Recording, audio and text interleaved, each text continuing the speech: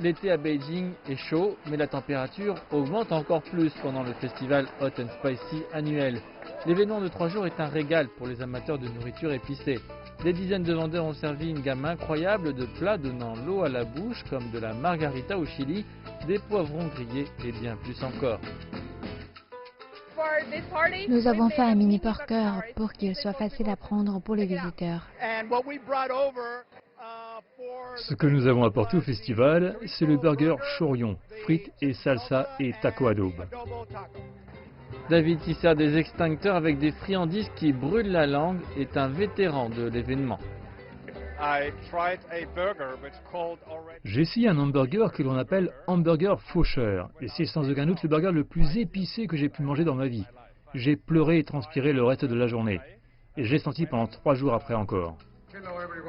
Le Mexique est le pays d'honneur cette année, c'est l'ambassadeur du Mexique en Chine qui a donné le coup d'envoi des festivités.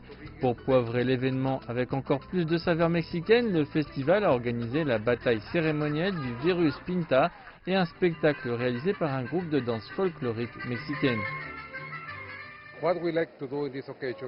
Ce que nous aimons faire à Beijing, à travers cette occasion, c'est partager avec nos amis chinois et le public international qui assiste à cet événement les nombreuses variétés de nourriture que les gens peuvent trouver ici, à Beijing. De plus en plus de restaurants, des gens qui sont aventureux, viennent à Beijing avec de nouvelles présentations de la nourriture mexicaine. Et je pense que c'est merveilleux. Le clou du festival, comme toujours, c'est la Hot Chili Eating Competition.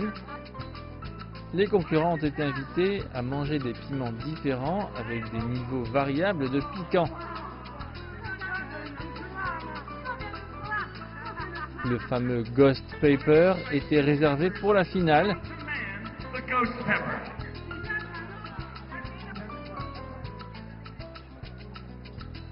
Après une lutte très épicée, c'est Wendy de Beijing qui a gagné. C'est très palpitant, je n'ai jamais participé à une telle compétition. C'est ma première fois. J'aime la nourriture épicée, mais c'est tout à fait différent de mâcher un piment cru. C'est une expérience pour moi. Le piment était très épicé. C'était une tâche plus difficile que d'habitude d'organiser l'événement de cette année en raison de la pandémie mondiale. Des modifications étaient nécessaires.